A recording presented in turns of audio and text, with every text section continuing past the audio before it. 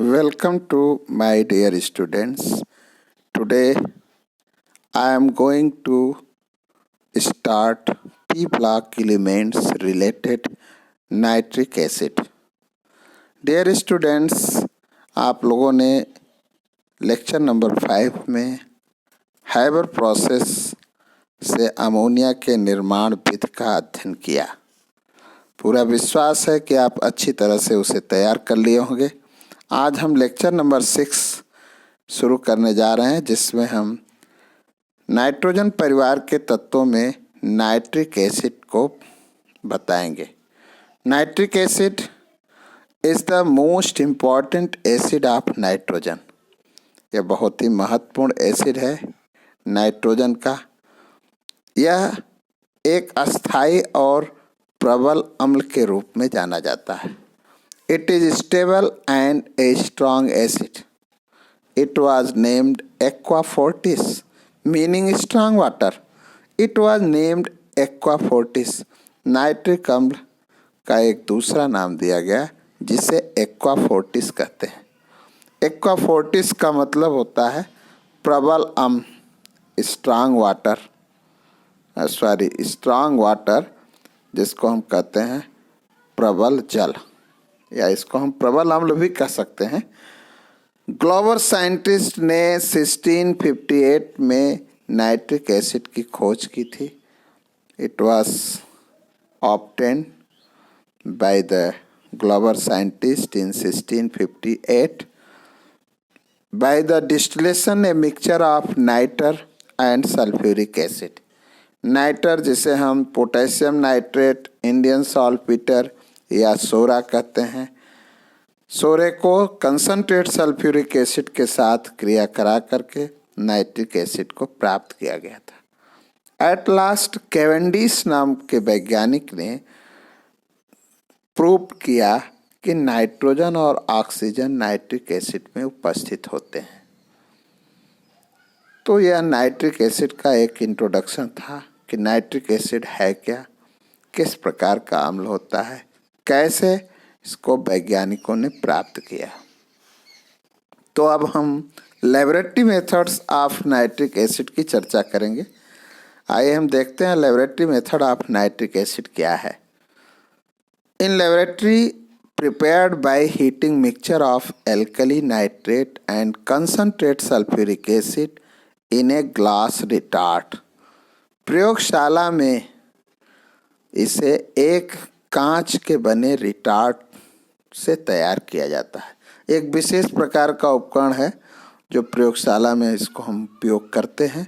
कांच का बना होता है और पोटेशियम नाइट्रेट, इंडियन सॉल्टपीटर जिसे सोरा कहते हैं, नाइटर कहते हैं, और इस रिटार्ट में ले करके कंसनट्रेट सल्फ्यूरिक एसिड के साथ क्रिया कराते हैं, अर्थात mixture of KNO3 and concentrate sulphuric acid. आप इस फिगर को देखें, ध्यान दीजिए। फिगर में रिटार्ट जो है फोल्डेड रिटार्ट है, जहाँ पे ऊपर एक पेंच लगा हुआ है जो कनेक्टिंग लिंक कर सकते हैं, और यह जो फोल्डेड पार्ट है इसे हम जार के साथ कनेक्ट करते हैं। नीचे एक स्टैंड है जिसमें स्प्रिट लैंप रखा हुआ है। स्प्रिट लैंप की सहायता से इसको हम गर्म करते हैं।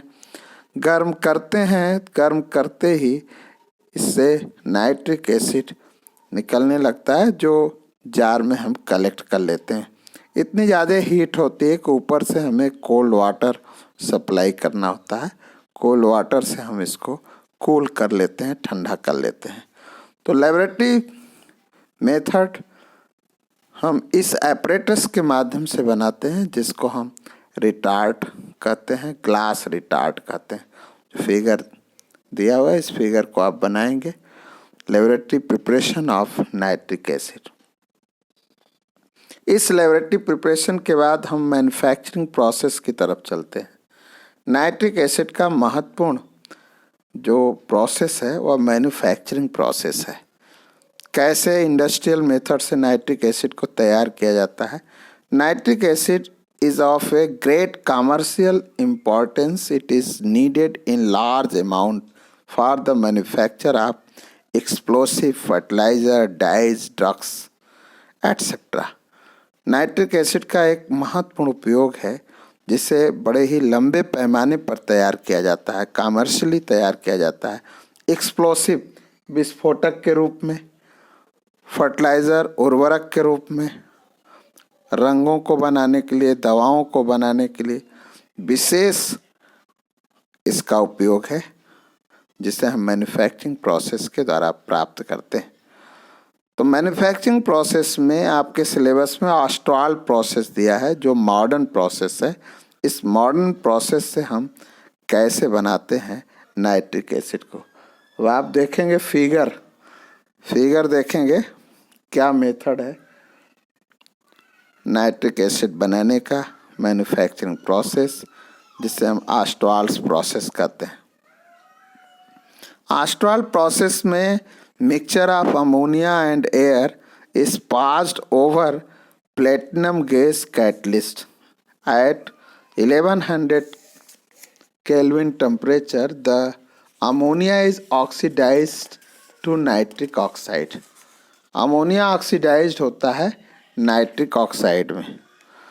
नाइट्रिक ऑक्साइड में प्लेटिनम कैटलिस्ट के प्रेजेंस में 1100 केल्विन टेम्परेचर पर वह नाइट्रिक ऑक्साइड में परिवर्तित हो जाता है, जिसमें enthalpy delta H -89.9 kilo joule भी रिमूव होता है।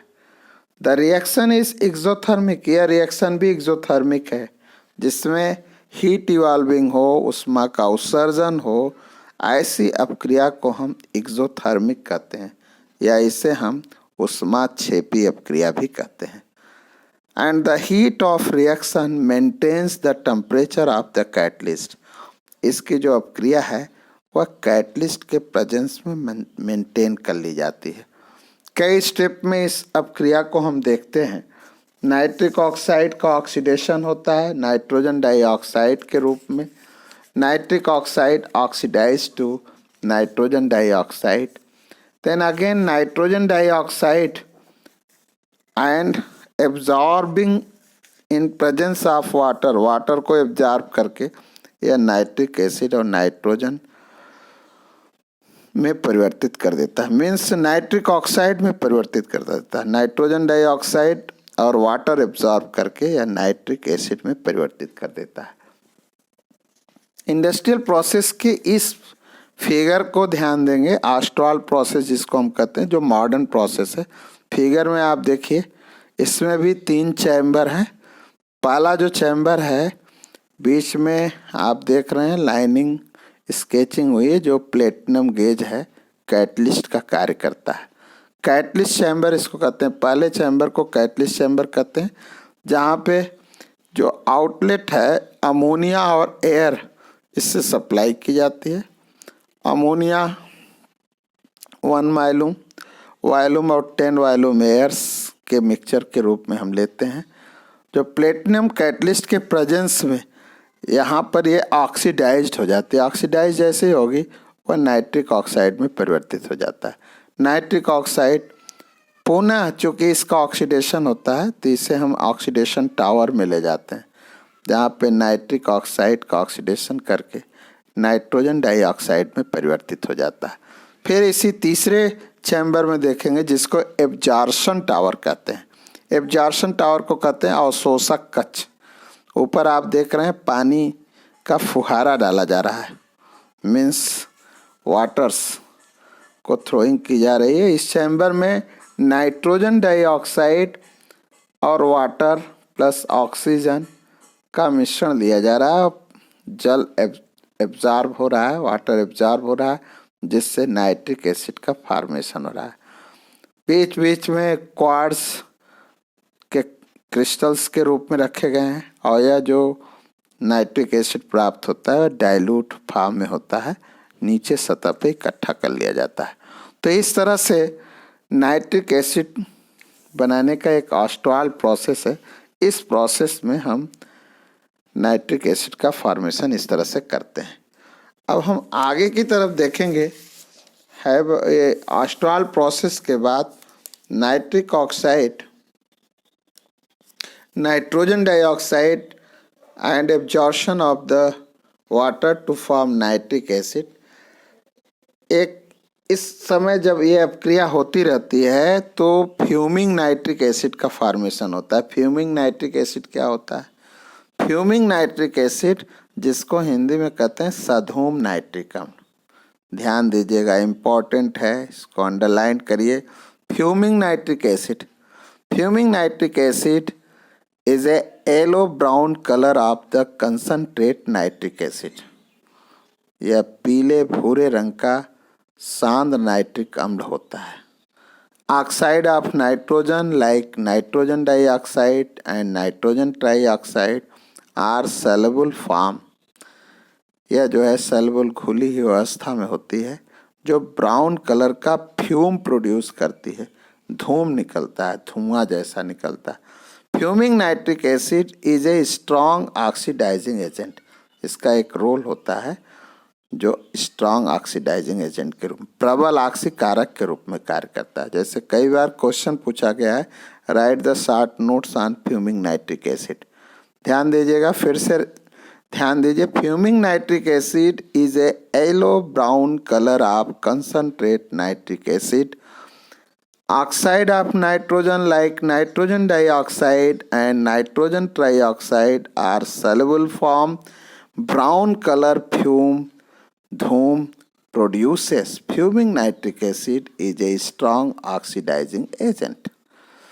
Now next प्रोसेस पे चलेंगे। प्रॉपर्टीज ऑफ नाइट्रिक एसिड क्या है? नाइट्रिक एसिड का गुण क्या है, जिसमें गुणों के रूप में आप फिजिकल प्रॉपर्टीज और केमिकल प्रॉपर्टीज पढ़ते हैं। फिजिकल प्रॉपर्टीज में pure nitric acid colourless liquid है। व्हेन फ्यूम्स आर प्रोड्यूसेस, जिसमें धूम प्रोड्यूस होते हैं, और जो पंजेंट स्मेल होता है, आँखों पर भी प्रभाव डालता है। केमिकल प्रॉपर्टीज में कई केमिकल्स रिएक्शन हैं जो महत्वपूर्ण, हम आपको 5-6 रिएक्शन आपको बता रहे हैं। केमिकल प्रॉपर्टीज के रूप में decomposition of nitric acid. Nitric acid का विघटन क्या होता है? नाइट्रिक एसिड पर जब लाइट प्रकाश का प्रभाव डाला जाता है तो नाइट्रोजन डाइऑक्साइड ऑक्सीजन और वाटर में डिकम्पोज हो जाता है। रिएक्शन दिखाया गया है।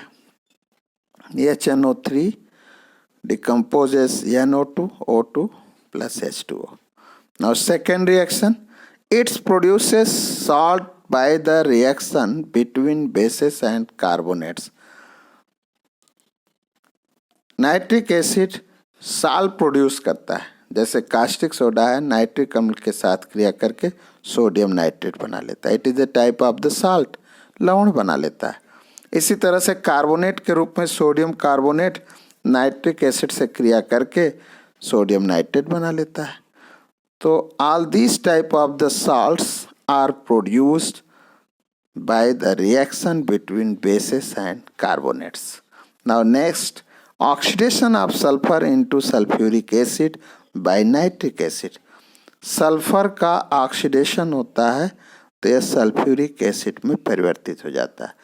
यह ऑक्सीडेशन नाइट्रिक एसिड के द्वारा होता है। जैसे सल्फर नाइट्रिक एसिड के साथ क्रिया करके सल्फ्यूरिक एसिड का फॉर्मेशन कर लेता है। S plus HNO3 arrow H2SO4 NO2 plus H2O। Now next, oxidation of phosphorus into orthophosphoric acid. These are the important reaction. Oxidation of sulphur into sulphuric acid and another oxidation of phosphorus into orthophosphoric acid। important reaction है, इसको आप टिक करेंगे। Phosphorus का oxidation होता है तो आर्थोफॉस्फोरिक acid बना लेता है। आर्थोफॉस्फोरिक एसिड का फार्मूला है H3PO4, P plus HNO3 arrow H3PO4, nitrogen dioxide and water. Equation balanced है, आप देख रहे हैं इस वीडियो लेक्चर में, जिसको अंडरलाइन करते हुए, इसको ध्यान देते हुए आप आगे बढ़ेंगे। Now next reaction, iodine is oxidized to iodic acid. Very important reaction, कई बार एग्जाम में पूछा गया है। आयोडीन जो है आयोडिक एसिड में परिवर्तित हो जाता है। इसका केमिकल इक्वेशन लिखेंगे, I2 plus HNO3 arrow HI Iodine is oxidized to iodic acid I2 plus HNO3 arrow HiO3, जिसको हम आयोडिक एसिड कहते हैं। इसमें नाइट्रोजन डाइऑक्साइड और वाटर भी बाहर निकलता है। Now next reaction, carbon is oxidized to carbonic acid. Carbon oxidized होकर के कार्बोनिक एसिड बनाता है। नाइट्रिक एसिड से क्रिया होता है, H2CO3 बनता है। Next reaction nitration, important reaction, इसे भी आप इंपॉर्टेंट डालेंगे, अंडरलाइन करेंगे। नाइट्रेशन 11th में भी आप लोगों ने इस रिएक्शन के बारे में पढ़ा है। मैंने कई बार बताया है, यदि नाइट्रिक एसिड से क्रिया कराई जाती है एरोमेटिक कंपाउंड्स में तो ट्राई नाइट्रोटॉल्यूइन बनता है, जो एक्सप्लोसिव कंपाउंड्स है। TNT याद आ रहा होगा, TNT ट्राई नाइट्रोटॉल्यूइन। इसी तरह से इस रिएक्शन में देखेंगे नाइट्रेशन क्या होता है, the replacement of one or more hydrogen, the replacement of one or more hydrogen atoms of an organic compounds by a nitro group. Nitro group NO2 is known as nitration. फिर से इस definition को देखेंगे, याद रखेंगे। जब एक या एक से अधिक हाइड्रोजन परमाणु कार्बनिक यौगिकों से नाइट्रो समूह के द्वारा विस्थापित हो जाता है तो इसी को नाइट्रेशन कहते हैं। Benzene acted by nitric acid in presence of concentrate sulphuric acid to form nitrobenzene. Benzene का स्ट्रक्चर आपको पता है, एरोमेटिक कंपाउंड्स HNO3 से क्रिया कराएंगे, कंसंट्रेट सल्फ्यूरिक एसिड के प्रेजेंस में नाइट्रोबेंजीन बनेगा। इसी तरह से फिनाल को नाइट्रिक एसिड, यहाँ पे मैंने अलग अलग दिखाया है, HO या NO2, जो HNO3 का ही फार्मूला है, इसको अलग ले लिए हैं कंसंट्रेट सल्फ्यूरिक एसिड में, जिससे ट्राई नाइट्रोफिनाल ये बनता है 2,4,6 ट्राई नाइट्रोफिनाल, जिसको हम पिक्रिक एसिड कहते हैं, TNP कहते हैं। ग्लिसरॉल इम्पॉर्टेंट रिएक्शन, इसे भी अंडरलाइन करेंगे, टिक करेंगे, IMP लिख लीजिए। Glycerol reacted by concentrate nitric acid in presence of concentrate sulphuric acid below 25 degree Celsius temperature to form glycerol tri nitrate, या इसी को नाइट्रोग्लिसरीन कहते हैं, TNG। TNG ही डायनामाइड भी कहलाता है, ध्यान दीजिएगा, ट्राई नाइट्रोग्लिसरीन, जिसको हम डायनामाइड भी कहते हैं। ग्लिसरॉल का फार्मूला याद है, CH2OH CHOS CH2OH, trihydric alcohol है, जिसको हम 3 मोल नाइट्रिक एसिड ले करके concentrate sulphuric acid below 25 degree Celsius temperature में क्रिया करा करके TNG बना लेते हैं, ट्राई नाइट्रोग्लिसरीन, और 3 मोल्स वाटर रिमूव हो जाता है। तो this is the complete reaction. You are also looking here test of proteins. Next, protein का क्या परीक्षण है। Nitric acid attacks proteins and forms a yellow nitro compounds called xanthoprotein. Skin converted yellowish color by the nitric acid because skin is the proteinaceous। जैसे nitric acid हमारे शरीर पर, त्वचा पर यदि गिर जाए तो फफोले बन जाते हैं और पीला रंग प्रोड्यूस करता है। ऐसा क्यों? क्योंकि स्किन भी एक प्रोटीनेशियस है और इस पर क्रिया करके जैंथोप्रोटीन में कन्वर्ट हो जाता है, जो एक टेस्ट ऑफ प्रोटीन्स, प्रोटीन के परीक्षण को फॉलो करता है। तो यह टेस्ट ऑफ प्रोटीन्स है। What do you know about the test of proteins, underline करेंगे। Now next important reaction aqua regia. आप लोगों ने एक्वारेजिया का कई बार नाम सुना है, जिसको हम अम्लराज कहते हैं। एक्वारेजिया क्या है? 1 part of concentrate nitric acid by volume and 3 parts of concentrate hydrochloric acid are mixed together to form a mixture is called aqua regia. Amalraj अम्ल में एक विशेष अम्ल है, जो नाइट्रिक एसिड से ही बनता है, जिसमें एक आयतन कंसंट्रेट नाइट्रिक अम्ल और 3 भाग कंसंट्रेट हाइड्रोक्लोरिक अम्ल का मिश्रण लिया जाता है, जिस मिक्सचर को हम अम्लराज कहते हैं। Aqua regia is a strong oxidizing agent. अम्लराज एक प्रबल ऑक्सीकारक अभिकर्मक होता है। इसकी क्रिया देखिए, HNO3 1 पार्ट 3 पार्ट HCl क्रिया कराया गया, दोनों कंसंट्रेट है। NOCl नाइट्रोसो ऑक्सीक्लोराइड जिसको हम कहते हैं, क्लोरीन और वाटर प्रोड्यूस होता है। इस रिएक्शन को यदि हम कंप्लीटली देखें, जैसे रिएक्शन हम किसी धातु के साथ कराते हैं, ये जनरली एक्वारेजिया लगभग जितनी भी मेटल्स हैं इन सब से क्रिया करते हैं, जैसे गोल्ड है, प्लेटिनम है, सिल्वर है, इन सब से क्रिया करती है और घुल भी जाती है।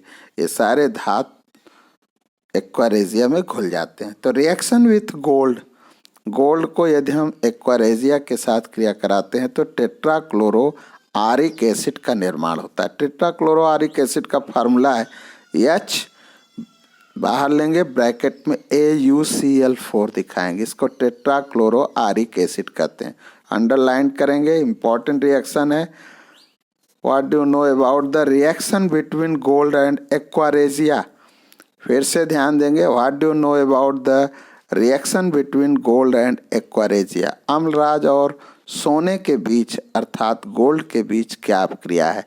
रासायनिक समीकरण लिखिए, समीकरण दिया हुआ है HNO3 plus HCl arrow NOCl H2OCl2। फिर नीचे दूसरे स्टेप में भी दिखाएंगे AuCl2 plus NOCl arrow AuCl3 plus NO। इसको नीचे अंडरलाइन करके इसको हम कैंसिल कर लेंगे। NOCl यहाँ पे कट गया, क्लोरीन और क्लोरीन भी कट गया। फिर इसको आप अलग कर लीजिए, gold nitric acid HCl arrow AuCl3 nitric oxide and water. फिर नेक्स्ट स्टेप में AuCl3 प्लस HCl जुड़ेगा तो HAuCl4 बन जाएगा, जिसको हम टेट्राक्लोरो आरिक एसिड कहते हैं। AuCl3 आरिक क्लोराइड कहलाता है। This is the complete reaction between gold and aqua regia. Now next heading, uses of nitric acid.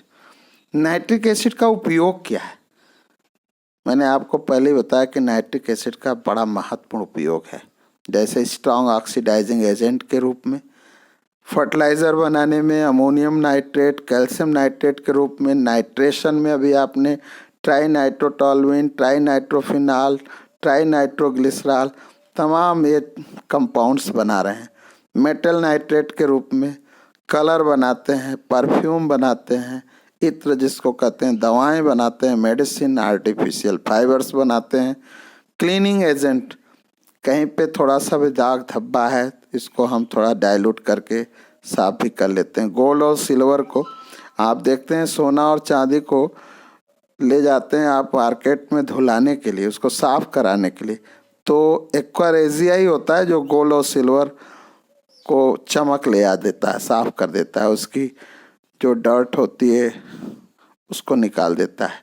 For explosive substance के रूप में TNG, dynamite, TNT, picric acid, इन सब का निर्माण नाइट्रिक एसिड करता है।